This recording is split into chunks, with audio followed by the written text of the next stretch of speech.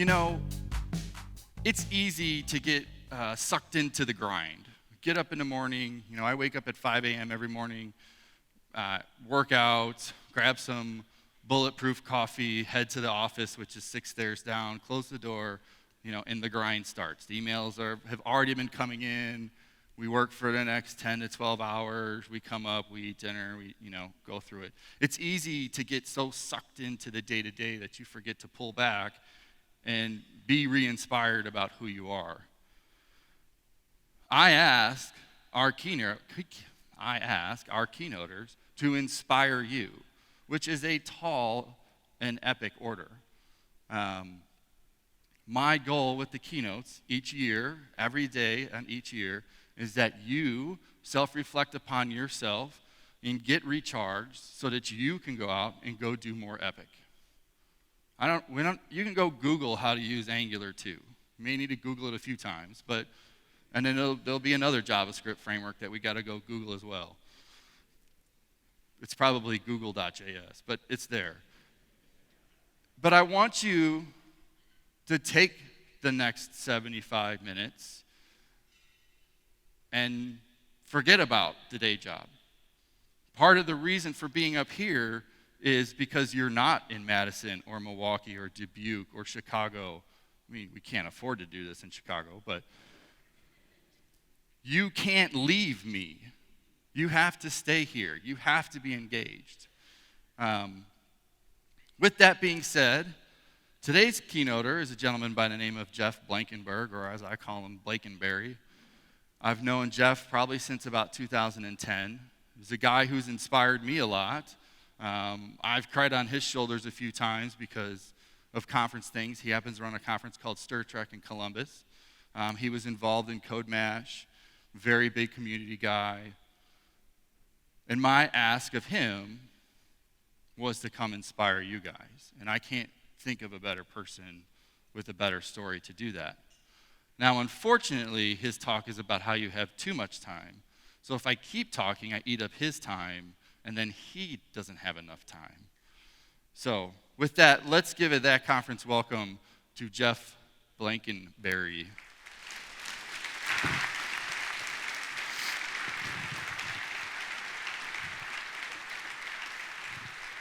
Am I on? Ooh, you are on. Thanks, man. I don't know how to flip your Windows machine. That's all right. We'll figure it out. So we have to go through some technical stuff here to get everything working. Don't read that. Seriously, stop reading it. All right. So thank you, Clark, for that nice introduction. That is way more important than I actually am, but I really appreciate that he wanted to have me here today. So my talk is called You Have Too Much Time, and we're going to talk today about the lies we tell ourselves. We're going to talk about how we fool ourselves into thinking we're busy, and we're going to do all that in a very crunched amount of time. As Clark said, the clock's already running on me, so I have to make sure I finish up, and we're only on slide 3. So I work for a company called Version 1. If you haven't heard of them, they make software to make your agile processes easier. I don't work for Jeep or Lego, but man, do I wish I had at some point. But the reason those are up there is because I'm a person that really likes things that I can take apart and reassemble and make my own. And my Jeep Wrangler and my embarrassingly large collection of Legos are good examples of that. And then Clark mentioned that I run a conference called Stir Trek. This is it's a one-day conference we hold in Columbus, Ohio, and we just finished our 8th year. We hold it in a movie theater, and we have 8 tracks of content, and at the end of the day, everybody gets to watch a movie on the day it opens in the theater. And so this past year we did Captain America: Civil War. Next year we're doing this one. And so it's kind of cool to be able to go learn a bunch of new stuff and sit with your friends and talk about it, but then also get to watch a movie you're really excited about. So I am on the Twitters. I hope that you are as well. This is a great place to have a conversation as we all sit in this room together. So if you have any thoughts or comments, or you just think I'm dumb, fine. Put it on Twitter. I'd love to hear it. But I'm really interested in feedback, and this is a great way for not only for you to provide feedback to me and to the conference organizers, but it's also a way, if you use the hashtag, for other people to see what you're saying, even if they don't know you. And it's a good way to make new friends on Twitter that are part of this community that you may not have met before. So let me take a little rewind. This is just a quick step back to that conference 2013. You guys can see this amazing stage that I'm standing on. This is unbelievable, the time they put into this. There's a real fire. It blows smoke once in a while. We've got a waterfall. This is what the stage looked like in 2013. Not exactly the same, but still a great conference even back then. And Clark mentioned the community here. I don't want to go into all the details other than to say everything's awesome. But in 2013, I had some stuff happen while I was here with my family. And this community, one that I'm not even really a big part of. I live in Ohio. I don't get up to Chicago or Wisconsin terribly often. The support and energy that you provided my family in 2013 is absolutely amazing. I will never, ever forget how much you guys helped us out in a tough situation. So if you guys want to hear the longer story, I'm happy to tell it later. But that conference has always had a special part in the hearts of my family, especially the Clark and everything that they've done here. All right, so let's get into the presentation. When I first started writing this, I thought, I want to write something about procrastination. But I never got around to writing that one because I didn't have any time. And so I started looking for quotes, and I found this one. This is a good one from William Penn. Time is what we want most, but it's what we use the worst. And if you guys think about that, this is probably true for almost everyone. I think as we go through this conversation, you're going to see a lot of similarities and a lot of parallels to your own life. Because I don't think any of us, including me, and I'm the one up here talking about it, use our time terribly well. You're also going to see this slide from time to time. And this means I'm looking for some kind of hand representation. Raise your hand when I ask a question or something like that. So be prepared. I'm looking for some audience participation. There's also, I believe, a microphone or two right behind the cameramen here. There's a point in this presentation where I'll ask you to give me your feedback on something. And if you'd like to come up and speak, please speak into the microphones because we are live streaming this and recording it.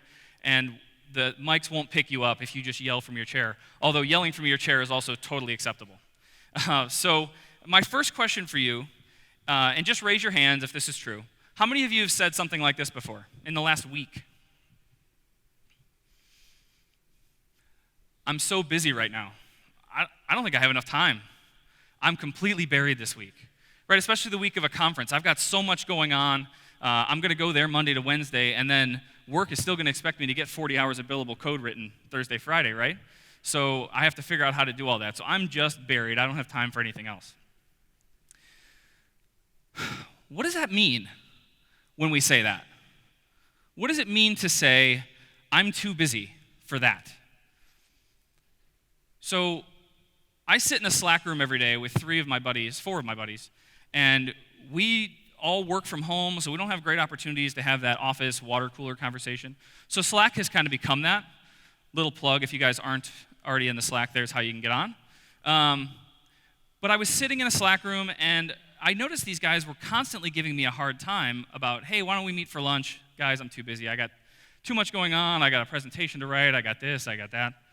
And what I found is that they stopped asking. They stopped inviting. They stopped assuming that I would even participate because I was always so busy. In fact, they gave me a wonderful nickname, which, it was funny and entertaining, and I don't take it personally or anything, but it hit home. It was like, man, the fact that they would call me Blankenbusy really makes me think, maybe I've overdone this busy thing a little too much. So, this is what we're really saying. I'm completely buried this week. It's really more like this. I don't manage my time well. I don't have time for whatever it is you're bringing to my attention. Or I have other things I'd rather do. So, where did all our time go? I started really thinking about this and thinking about, I'm a parent, I have 2 children, and I was thinking, man, I don't ever remember a time when I wasn't really busy. And when you think of all of your other friends that have kids and jobs and everything else, everybody's really busy. And I don't remember that kind of crazy hustle bustle when I was a kid. So I went to an expert, called my mom.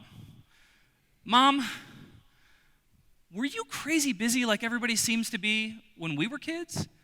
Because I don't remember that. I remember a lot of time spent hanging out in the backyard and going to the pool and stuff. Like, we just did stuff, but we weren't ever busy. It wasn't ever like you didn't spend time with your friends. It's not like we didn't go on vacations. So what is it?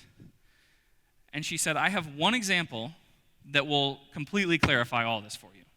I want you to picture a parent, a new parent, feeding their newborn child in the middle of the night. Is that all they're doing? And I said, no, they're probably, I don't know, surfing the web or checking their email or tweeting about it or taking a selfie with the kid or something like that. And she said, exactly. The technology you guys have today, we didn't have then. We didn't have access to all of that stuff. So when I was sitting feeding you your bottle, I was just staring at you. I was spending time with you. I was talking to you. I was interacting with you. Now, she made me feel like a terrible parent in saying all of that. But it raises a really good point. And the thing that I was trying to figure out is this a new problem? And she said it is. She goes, it's like you guys in global warming, right? It's a new problem that is really a problem now, but it wasn't something we thought about or engaged with at all previously. You guys waste so much time. And not like in big chunks, but in 5 minutes here and 5 minutes there, by interacting with your devices and your televisions and your Xboxes and all the other stuff that you have. You end up burning time that could have been used towards doing something else so that your evening was free or so that your weekend was free or whatever it might be. And it was really insightful to me to kind of have her be that frank with me. I thought it would be easy for her to say, oh yeah, everybody's always busy, that's just the thing. But she didn't. And I don't want to stand up here and say, stop using all your stuff. There's people looking at their phone while I'm saying this, and that's fine. Okay. So we're going to dive in a little bit to how we burn our time, how we use it ineffectively without even really realizing it, and then we're going to talk about some solutions. And then once we've solved that problem, because we're here to solve problems today, then we're going to talk about what we're going to do with all that extra time we're going to have, okay? So I have a question, and this is where we're going to end up using the microphone if you'd like. If you feel like you just want to yell from your seat, that's fine. I'll do my best to repeat it if I can hear you. What are your favorite TV shows? Anyone want to share their favorite TV show? Because I'm going to stand here till somebody says something. Face Off, The Flash, Mr. Robot's a great show. Monster Garage, all right. Anybody else? Surely everybody has a favorite TV show. Shark Tank? Stranger Things, that's a good one. How many people have seen Stranger Things, by the way? That is an outstanding show. That's an embarrassing number of hands. I just want to let everybody know. Anybody else? Sherlock, Rick and Morty. Got some cartoons represented. What's that? Game of Thrones, all right. So you can see that we're pretty passionate about this simple, instant idea, right? What's your favorite TV show? And I would guarantee if I had an opportunity to talk with every one of you, you'd all be able to give me an instant answer on what your favorite show is. Is there anyone that absolutely does not watch any television ever? There's a decent number of hands, 10, 15 people. That's much higher than I expected even. Okay, so here's a few of mine.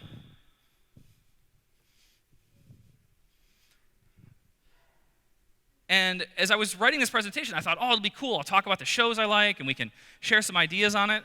And then I started looking at this, because this is not a complete list. This is what I could find pictures for.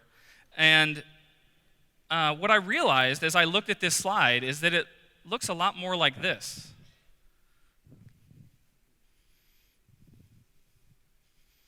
And then I added those up, and figured out I'm wasting 8 hours a week watching television. And I know we all want to get real specific about it. Well, Sherlock's only 3 episodes, and this is that, and that's only on in this summer and this thing. But this is a good representation of the kind of television that we watch. We might watch a show or two a night, and if we do that, that's easily 8 hours. There's this other channel that I've been watching.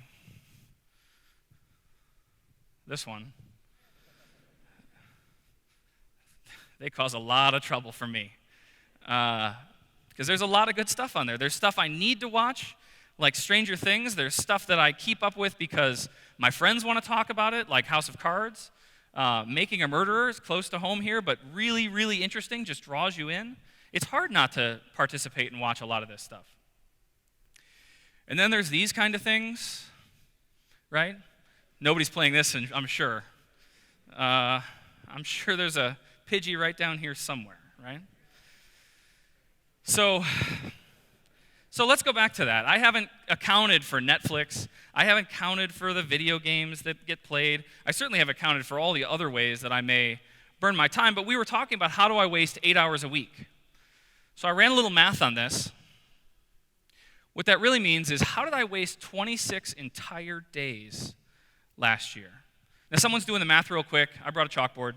What that really is, it looks like we're a little cut off, but 52 weeks times 8 is 416. 416 divided by 16, and there's a reason I'm divided by 16, because I didn't skip my sleep, right? I didn't skip sleeping all of those days. I still did that, so I'm only burning out of the 16 hours that I have each day.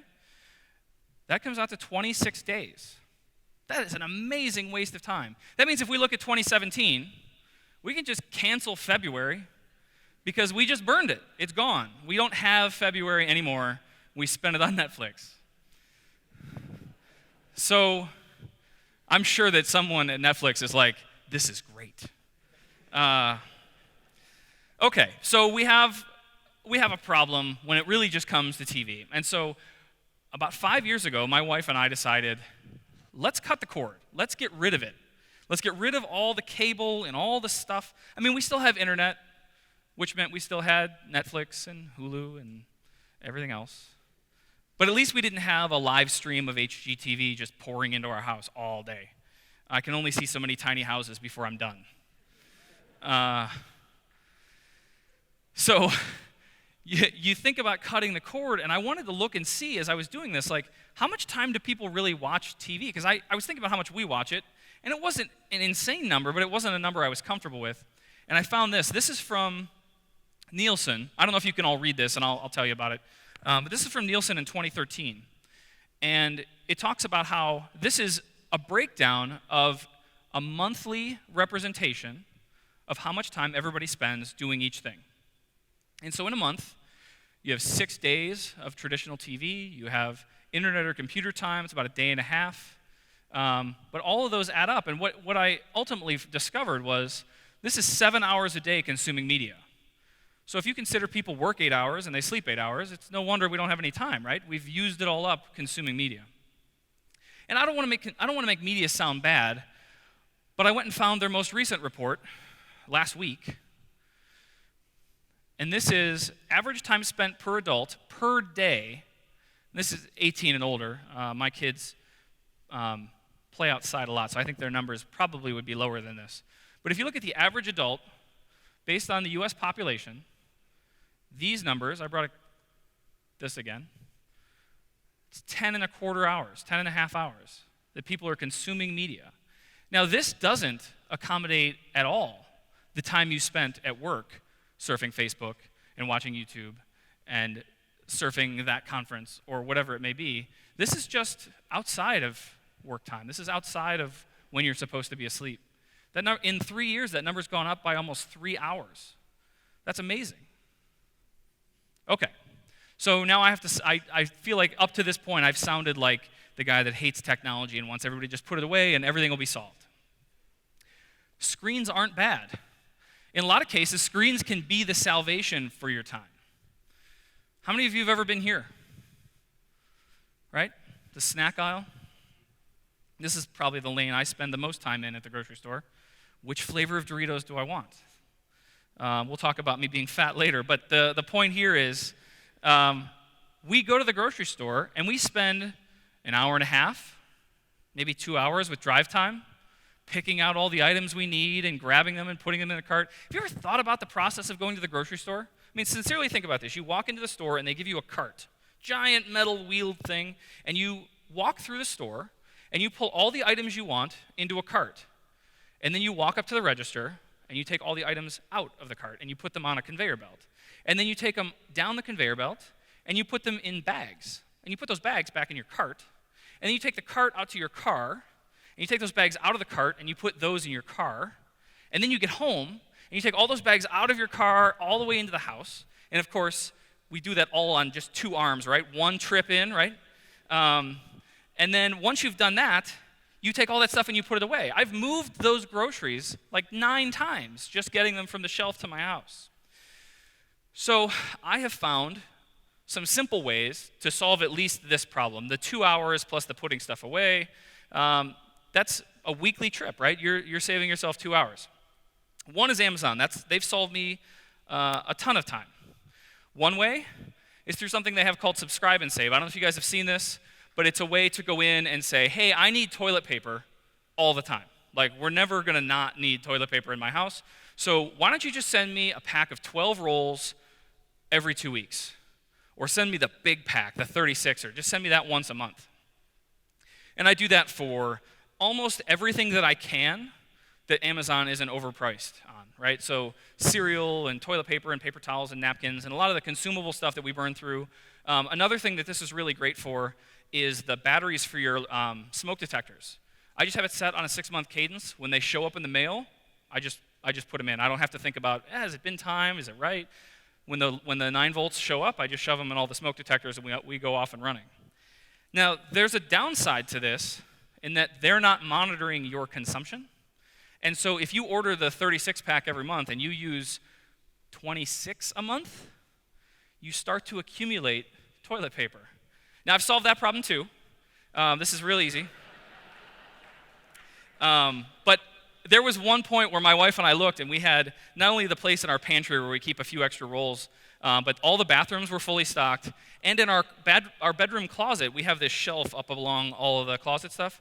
There were 19 more 4-packs sitting up on top. And I was like, maybe we should shut that subscription off for a little while. Or I'm going to have to actually do this in my house. Another thing they've done, which has had mixed reviews, I think, but I think is just absolutely cool, is this.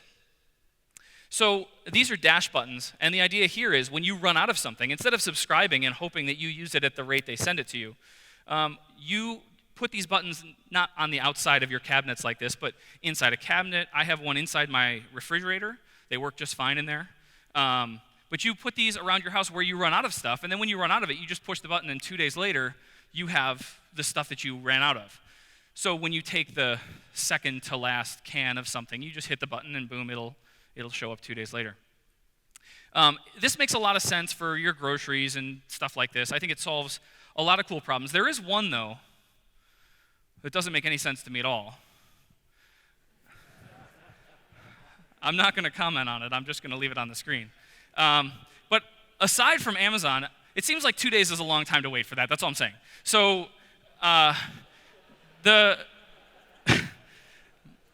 another service that I only recently discovered, actually because of my wife, is something called Shipt. And this is an on-demand grocery delivery. So you go on to their website, you tell them what you want from which grocery stores. They'll go to multiple stores even for you. And they pick all the stuff up and they bring it to you. And if it's frozen food or produce or whatever, it all comes refrigerated. So they actually put them in freezer bags and bring them to your house so it doesn't melt. This has been a really cool service as well. There's also the idea of buying shoes. This is another one that drives me crazy. We don't buy shoes that often, but I find that when I go into a Foot Locker or a Dick's or something like that and I walk in, I talk to somebody and I'm like, hey, I like that pair of shoes, and he's distracted by something because he doesn't really like his job. And then he comes back and he's got the wrong size, and then he has to go back into the back again and get a different box. And then I discovered these guys, and I've never been to a shoe store since. If you guys haven't used or heard of Zappos, they pay for shipping both ways. So now when I want to try on shoes or see what style I like or what color might be cool for me, I order like this. And once I get all the boxes and try on the ones that I like, I send back all but the 1 or 2 pairs that I might actually need. But it's a really nice service, right? There's all of these things on screens that can save us a ton of time. Mint is another one. I don't know if you guys have used this, but it can pay all my bills. It can tell me exactly how I'm spending all my money. It solves 100 problems for me that before I had to sit down and really be regimented with my checkbook and make sure that I know exactly where every penny's going. And I had this really advanced spreadsheet where it showed me where all of the things were being spent and how it went. But I had to do all that data entry myself, and it was really annoying and frustrating. They take care of all of that for me. On top of that, and this is one of my favorite things to argue with my wife about, I like technology to enable my laziness. And these guys do an incredible job of that. If you guys aren't familiar with If This Then That, the concept is they have all of these services, and they're constantly adding more. But the idea is that you set up a recipe, and you say, if this thing happens, then I want this thing to happen. A good example is when you notice that the sun goes down, it gets cooler outside. So you may or may not want your Nest thermostat to raise the temperature in your house or lower the temperature in your house, depending on what's going on. You notice that if the temperature outside is over 90 degrees, that you want the air conditioner to go a little lower because it's just too hot. You want to make sure that emails from certain people end up being forwarded to someone else because of, who knows, a lawsuit or whatever. But there's lots and lots of things that could happen. When the doorbell rings, I want the foyer lights to turn on. Like, there's all of these kinds of things that can be hooked up and connected together, even though the services themselves don't have anything in common together. So that's just a kind of a small sampling of some stuff that I found that are on screens, but that really can save us some time. So back to my mom's message, don't waste your time. You have nothing but time going forward. There's no reason to waste any of it. One of the things that I've been really passionate about doing anymore is to not snooze anymore. I have found that, I was just talking with somebody earlier today, he's like, I hit the snooze button 6 times this morning. 6 times, and I don't know, does anyone know how we decided that the snooze button should last 9 minutes? Does anyone know? It seems like a weird choice, but if you snooze 6 times, you just burned an hour, which is fine. If you wanted to burn that hour sleeping, more power to you, that's great. But if you're feeling like you're too busy and you're too overwhelmed and you have too much to do, maybe the snooze button 6 times or 8 times or however many times we hit it is a little too much. This is another great quote that I really enjoy. A computer makes it possible to do some tasks in 30 minutes that were completely unnecessary to do before. I think that that's just great, and Facebook is a perfect example of that. Think of the time we spend reading through the feed, refreshing, and then hoping there's some new stuff, right? Let me read that again. Let me check this. Then there's Twitter, and there's Instagram, and there's Snapchat, and there's all of these other things that just take a little bit of our time. And if we were able to aggregate all those little bits of time that we're blowing away, we might get something productive done. Another one that we spend a lot of time on is worrying. Worrying is one of those things that can just eat you alive. It can take all of your time. I can tell you for sure that I did a lot of this last night. I didn't sleep hardly at all. I knew that I was talking to all of you, plus all the folks that are online. And there's some worry there. Am I going to fall flat? Am I not going to have the message? The last thing I needed was to be introduced as the guy that's going to inspire all of you. There was a little worry that hit me right then, too. But as we think about worrying, there's a great quote from a really wise guy. His name is Bobby McFerrin. And his quote ends, "Don't worry, be happy." How many of you, when you read this, heard it in his voice? Yeah, that's what I thought. Okay, so I want to pose a question to you, and this is again another hand-raising opportunity. What if I told you that 10 years from now, your life would be exactly the same as it is today? Same job, same money, same friends, same house, same car, same everything. How many of you would be really excited about that? Yeah. Not a lot. All right, so I don't think you'd be happy. So why are we always so afraid to change? Why are we so afraid to take that risk and try that new job or learn that new technology? That's so much effort. Everything's fine right now. Why would I rock the boat? We contradict ourselves a lot. None of you were really excited about the idea of being the same 10 years from now. So why is it when we are presented with change, we're so resistant? Okay, so I've spent a decent amount of time talking about how you're wasting your time. Some through television and video games, some through inefficiencies maybe in how we handle specific situations. But I want to remind all of you, the time you want to waste, the time you enjoy wasting, isn't wasted time. If we look at our time and say, okay, I didn't get anything around the house done, and that presentation that I have to do on Monday isn't even close to finished, but I spent all day at the park chasing Pokemon with my kid, that's not wasted time. That's what you wanted to do. That's the thing that you were really excited to spend your time doing. But we have to be conscious as adults in society about how we use our time. Okay, here's where I break some bad news. It's not really a time problem at all. It's a priority problem. For almost all of us, we have time. It's that we're not choosing to use it efficiently or effectively or in a way that at the end of the day when we look back, we say, that was a really good decision. And the reason for that, going back to my mom, is that we have too many ways to spend our time. I mean, that device in your pocket is just one of them. But think of all of the other ways that we have to spend our time. We've got, if I look back at when I was a kid, I played a bunch of sports, but I played one at a time. Now, if your kid's in soccer, you play year-round or you don't play at all because what's the point? You're not going to have a single chance at making the varsity team in high school if you don't start when you're 6 every day, right? And so we end up pushing our kids into multiple activities. I was just talking with a friend of mine. They had 9 activities across their 2 kids in 1 week. And that doesn't count like going to work and having dinner with your family and spending time with them. It's come home from work, grab them, go to soccer practice, then go to softball practice, then gymnastics, then this, then that. We have way too many ways to spend our time. There's so many activities for our kids. There's so many activities for us. There's user groups. There's conferences. There's all this stuff that we could be doing. But because we have too much time, we spend it aimlessly. We have a lot of time, but we don't do a good job of figuring out what it is we should spend our time on. We just kind of move to whatever the next thing is. Okay, so it's time for more hands. This is a very, very serious question, and I need everyone's participation. All you need to do is raise your hand when you know. I don't need you to announce or yell or that yelling's fine. I'm really a big fan of yelling. But if when you know your answer, you can just raise your hand. I'm going to wait until everybody's hand is up. Okay? So you have to choose one of these forever, and you can never, ever change your mind for the rest of your life. Ready? Go.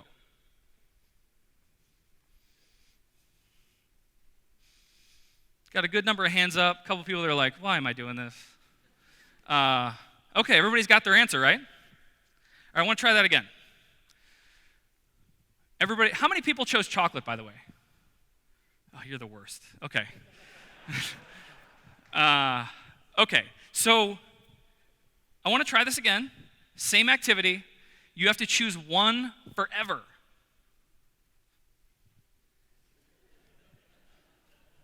Go ahead, put your hand up when you got it.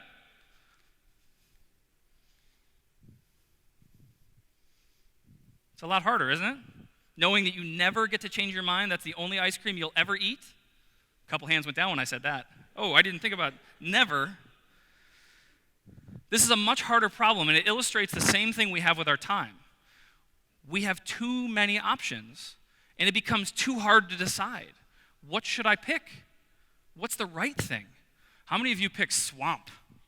Seriously, that was on the board. Swamp. Does anyone know what swamp is? I had to do some digging, and after I show you this, everybody's gonna be like, oh, I want swamp. This is swamp. That sounds amazing. But at first I was like, swamp is not, that's like licking an alligator. I don't know what that is. That sounds gross. Okay. So too many choices inhibit a decision. Too much time inhibits being productive with it. Life is a series of priorities, a lot of priorities. So I asked you guys earlier, what are your favorite TV shows? And everybody raised their hand and kind of yelled stuff out. So I want to do that again, not with TV shows this time. As soon as you're ready, I want you to just blurt it out. What are your top 3 goals this year? Bears beating the Packers. Are you on the team? That's awesome. Anybody? A century bike ride. Everybody was yelling TV shows. You couldn't answer quick enough. That's the point of this. We don't have goals for this year. So if you don't have goals, what are you spending your time doing? Without goals, how do you make decisions about what to do? I can tell you what you're doing with your time. You're wasting it, right? It's not bad. You can waste all the time you want. If you're perfectly content wasting your time, go for it. Have at it. It's not, no skin off my back. My 3 goals, 1, retire. And I mean like retire, where I'm not going to go sit under an umbrella on a beach, but retire so that I can be financially independent enough to go work on the stuff that I really care about. I have written enough banking software and stuff that I just never, ever cared about to know that I don't want to have to do that forever. I really want to retire. And if my financial planner walks into the room right now and says, Jeff, you're good, I will walk off the stage. No, it's not him. Okay. So, as we move through this, the second one is lose weight. I mentioned that maybe I should stay off the Doritos. That's not a photo of me. But losing weight is a priority for me. And it's not always a priority. There's plenty of bacon to be eaten this week. But if it's always on the top of my mind, if it's always a goal that by the end of this year I've lost some weight, that drives some of my activities. I'm not going to go out for ice cream all the time, even if it's swamp. I'm not going to go out and do a lot of things that contribute to my weight. I'm also, on the flip side, going to prioritize things like getting exercise, even if that's Pokemon Go. I'm going to go out and do things that help me burn some calories. The third one, spend more time with my family and friends. I like to go to the beach, take a big crew of people, rent a huge house right on the ocean. That's what I want to do with my time. That's what I prioritize for. So when someone says, hey, we really want you to get this other thing done, I'm like, no. That week in May is blocked. There is nothing more important to me than this week. I'm not taking my laptop. I'm not working on vacation. I'm going on vacation to spend time with these people. It's not all priorities either. We talked about how it's not time, and it's not always priorities. Sometimes it's just what you say and how you communicate with people. There's one really important vocabulary word that a lot of us struggle with. It's really hard to say no. With our friends, with our family, with our coworkers. When they ask you to do something, when they ask you to step up and help out, it's really hard to say no because it looks selfish. But we have to be a little selfish for ourselves. No one else is going to be. So when they ask you, you say, no, I won't help you move. We're 40 years old. Hire somebody and we can drink some beers. Right?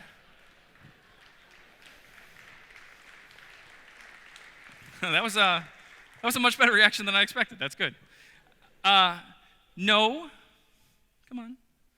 No, I won't watch your 3 dogs this week while you and your girlfriend go to wine country again.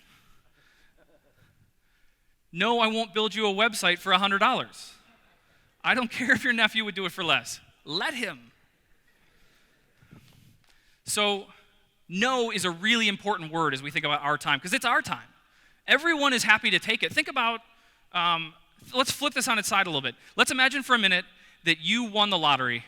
The Powerball was what, 480 million, 500 million, something like that? You win the lottery.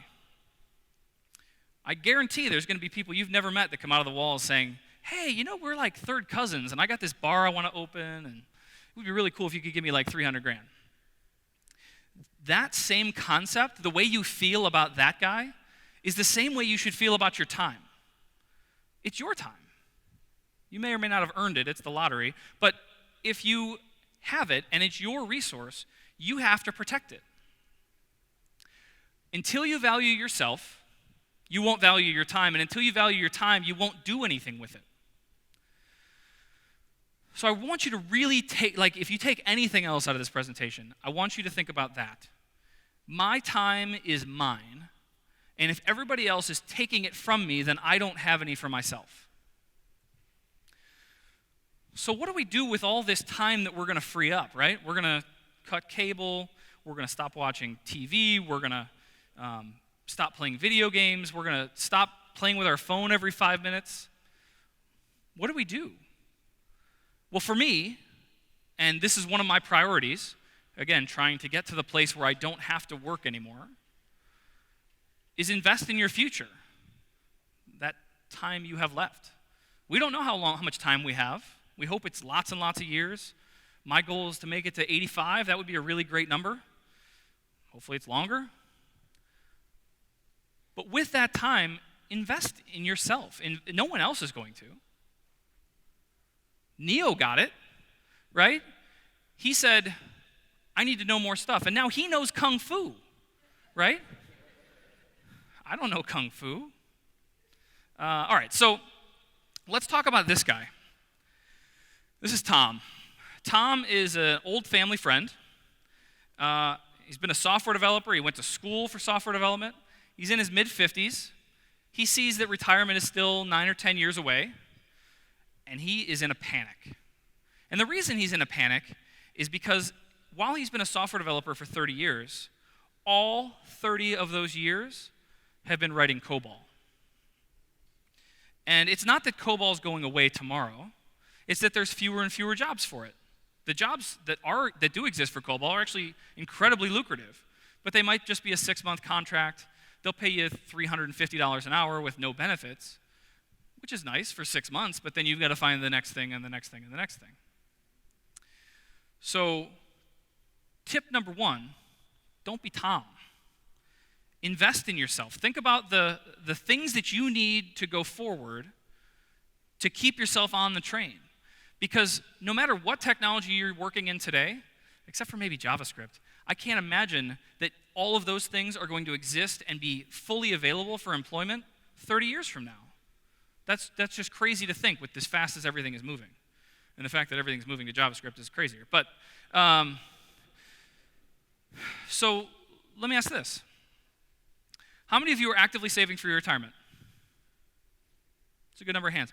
How many people just have a jar and they're just hoping? Anybody? I was amazed. As I was working at a consulting company a few years ago, I was talking with a guy, and the company had a match. They would give you 6% of your 401k, just as free money, 100% match on 6%. And I said, hey, what percent of your paycheck did you put into your 401k? And he goes, I don't do any of that stuff. And I said, why not? He goes, because I want to have all my money. And if I put it there, then I can't have it. Like, they lock it up and you have penalties and all sorts of stuff. I was like, yeah, but that money, they're giving you 6% for free. That's a lot of money, especially over time. So if you guys are all saving for retirement, which is really good, and maybe I'm asking the wrong audience, how many of you are actively investing in learning new stuff all the time?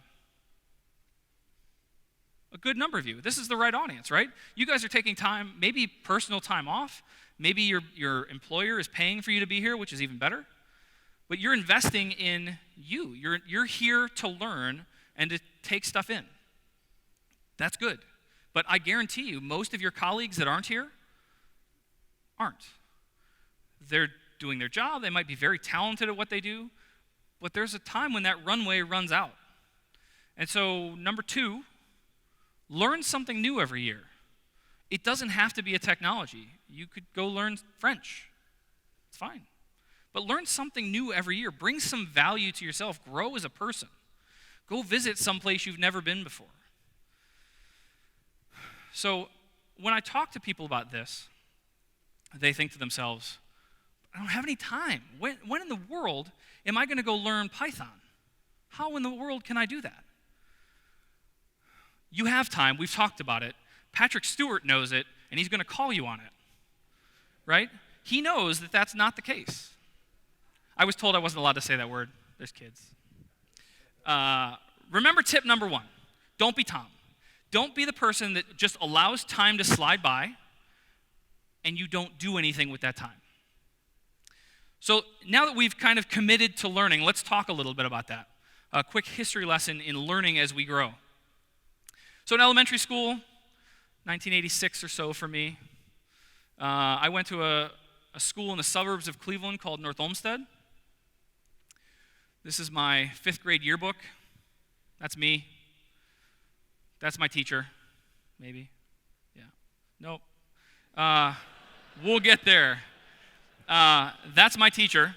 And when you think about elementary school learning, man, I just ruined that punchline.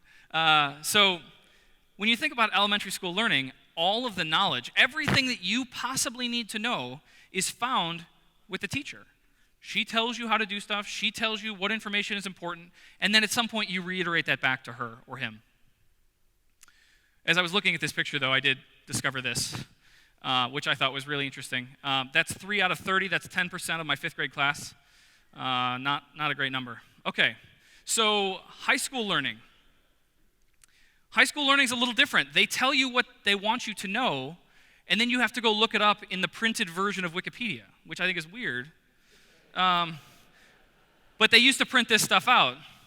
And so you would have to dig through books, and you would have to do your best to not plagiarize, and then you would return to them some information about the thing that they wanted you to know more about. And it was good and it was interesting, but at the end of the day, you were still at the mercy of the teacher. The teacher was going to tell you whether or not you had the right ideas. And then we get to college. Finally, the internet was here for me, and it was glorious. All of the information I ever needed was cataloged and indexed in one simple website called Yahoo. It was great. But the problem was, even then, there was a ton of information, a ton of relevant, useful, interesting, good research information. People started posting things there. It was that the teachers and the educators hadn't fully embraced it yet. And so when you'd write a report and you'd, in your bibliography, mention a website, no. And I think teachers had it all wrong. They told me that most of what you find on the internet isn't true. Abraham Lincoln disagrees.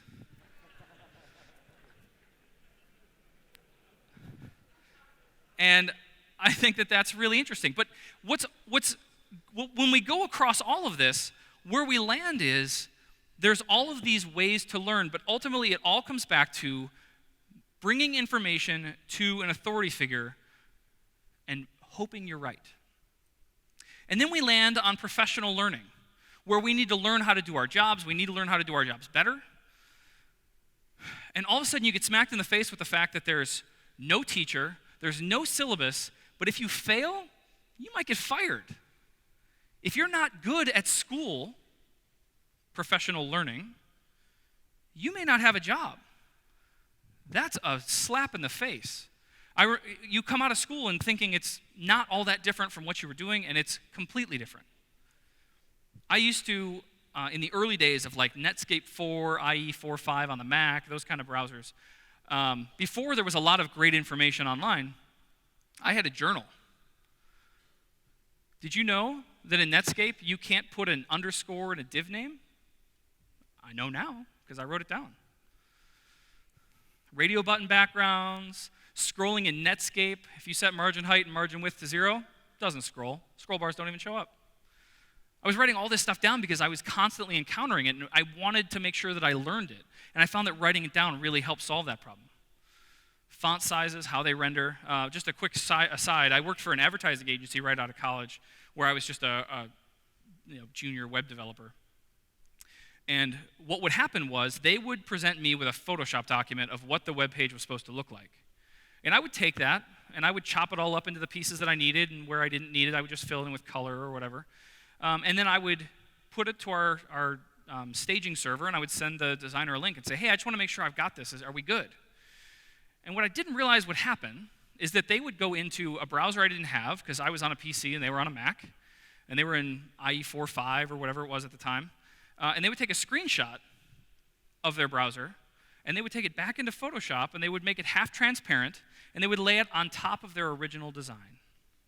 How many of you as web developers are like, this is not going to end well?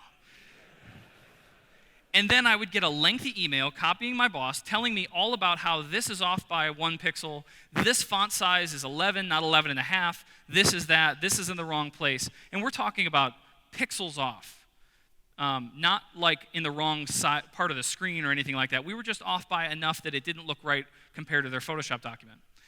Crazy, crazy stuff. Now we have things like Stack Overflow that help us understand and solve a lot of these problems. If we don't know what's going on with a specific browser, I guarantee someone's already written it down to let us know. And I hope that all of you are also contributing to that source, because we've all learned something today, even yesterday. Every time we open our editor, we learn something about our code, our environment, our whatever it may be. If we're not contributing that stuff back, it's kind of one-sided, and it's not necessarily fair. Okay, so all that doom and gloom, that was the good news. It gets way, way worse. Today, the amount of information grows by 50% a month. A month. Think about that. If you look at this, you're probably familiar with some of these terms: kilobyte, megabyte, gigabyte. The internet is currently about 500 exabytes if we look at all of the data that's on the internet. By 2020, they estimate that to be 35 zettabytes. I mean, that is an immense amount of growth. It only looks like one step. It's only 3 more to the exponent. How much more could that possibly be? If you've ever looked at the difference between a billion and a trillion, you know the difference in that exponent. There's a ton of information out there. Some of it we have to parse through. Some of it we have to figure out what's important, what's not. How do we learn from this? How do we use this thing? What is this new JS framework? How do I never even heard of that. Oh, it came out yesterday. It's in all our stuff. It happens all the time. So it gets even worse. The stuff that you were working on 2 years ago is now out of date. Some of you have probably worked in these technologies even in the last couple of weeks. But this isn't stuff you want to go start a new greenfield project with. This also means that the stuff you learn at the beginning of college is obsolete by the time you graduate. We're moving so fast, we're moving so incredibly quick with our technology that by the time you graduate school, if they were even teaching you the new stuff when you started, it's not relevant anymore.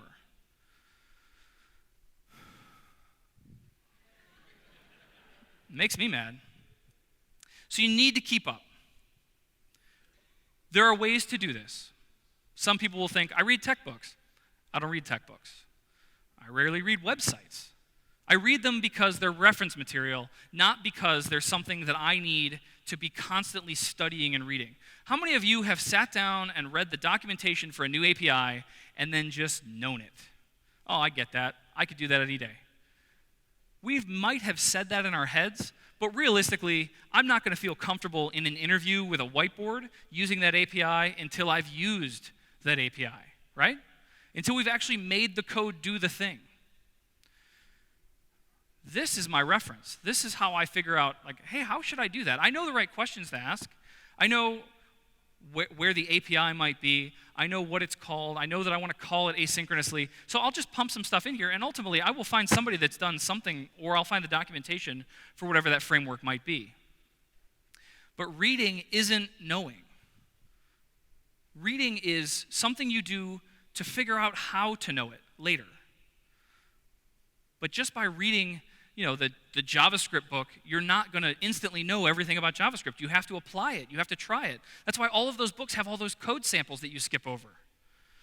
It's so that you'll dive in and take it apart and play with it. Here's a good example of reading versus knowing. This is my son, Miles. He's 5 in this picture. He's 8 now. At the time when he was 5, we were trying to get him to ride a bike, like most parents do when they have a 5-year-old. And so I got him a bike, and I handed him this really nice note card.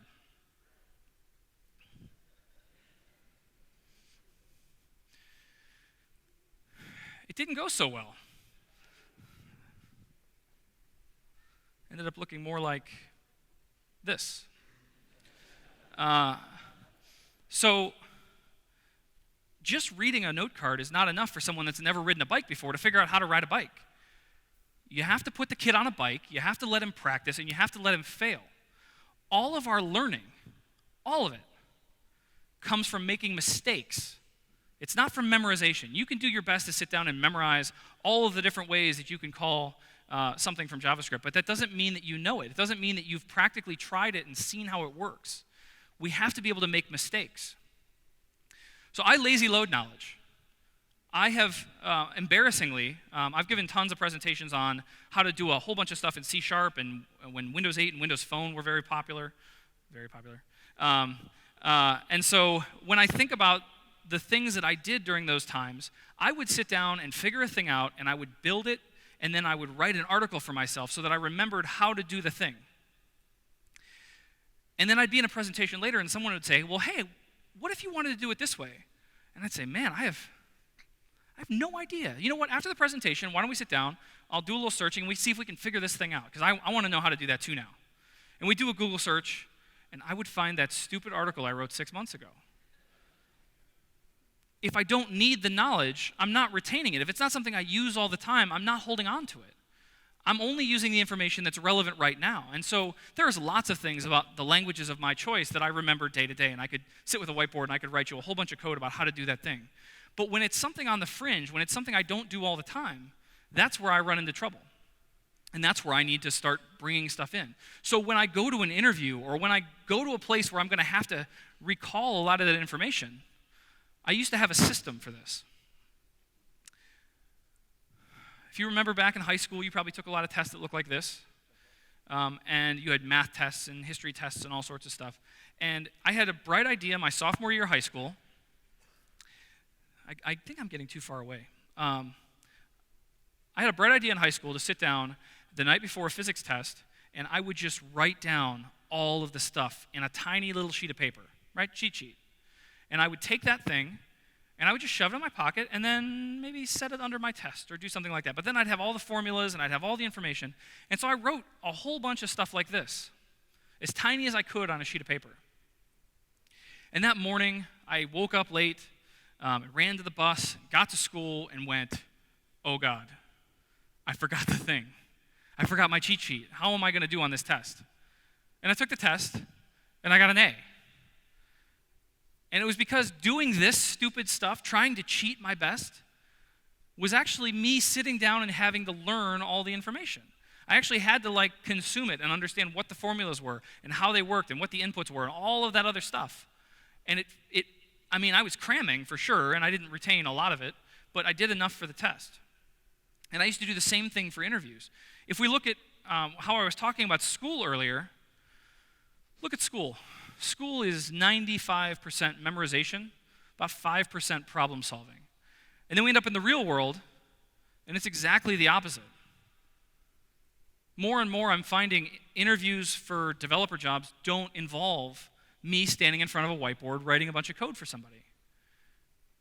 They assume that I know that stuff, or they go look at my GitHub repository. They can see my code. What they want to know is, how do I solve problems? Because that's what we really do, right? I used to joke with those guys in the Slack room that we're just glorified typists, right? That's all we do. We just sit and type all day and produce a bunch of characters, and then boom, that stuff works. But realistically, if you think about how you write code, 90% of your time is spent thinking about what code to write. And then finally, we actually type some things down. So today, I have a project. I have an app I call King Poker. It's a simple video poker application. I've only ever published it in Windows Phone and Windows 8 quite a while back. But I still use it as my model for how to learn. It's meant to look like any video poker machine you might see in a casino. And it works and behaves exactly the same way you would expect. But I've built it over and over and over because I have the problem in my head. I know how to figure out how to solve what hand is better than what. I know how to produce graphics. I know how to do all of those things. So I don't have to spend a lot of time thinking about the problem, and I get to spend all of my time figuring out how in the world am I going to build it on this thing? How do I get graphics to animate when I'm in HTML5? How do I do this thing in iOS? How do I make it look really good on Android? And that's my opportunity to learn. When I want to learn a new technology, I do this. And this has been true for me always until about a month ago when I really wanted to build something for this. Video poker is really hard here because you only get to talk to it with your voice. So you say, what's my hand? And then she reads you 5 cards, and then you're like, all right, keep the second and the 5th card, or do I have them say the name of the suit and card? It's much harder than I expected it to be. But the point in all of this is that I'm spending time doing, right? Just do it. We've heard that. You have to actually do it. And it's so easy for all of us to sit back and say, well, you know, it would be much easier if I just watched some television and did my job and showed up every day and do a great job, but you're not doing any of the extra that we're talking about, right? We're not looking out for ourselves. If you really want to do something, you'll find a way. This is true of everything in your life. And if you don't, you'll very easily find an excuse. Every time I talk with my kids, why did you leave your sweatshirt on the floor here? Well, this and that, and then I got called over to this other room, and then I got, something happened on my tablet, so I had to check that. I asked you 2 days ago to put that sweatshirt away. Surely you had time in the last 2 days to do that. My reminder here, more than anything else, is that it's your future. And as scary as it sounds, you are the only person looking out for your future. You might think your boss is, you might think your spouse is, and I hope that they are, but more often than not, you're the one looking out for you. And if you're not taking care of you for retirement and your education and your future and your employability, no one else is going to do that for you. Remember that. You have to make time for it. If you don't make time to work on creating the life you want, you're eventually going to be spending a lot of time dealing with a life you don't. That's really important, more than maybe anything else. If you don't invest now, it'll be too late later. It's like that jar of money for your retirement. If I put $500 in there now, I'm still going to have $500 later. I'm going to need more than $500 to retire on. So my last tip for all of you, when in doubt, eat more bacon. Always a very, very good tip. And with that, thank you all.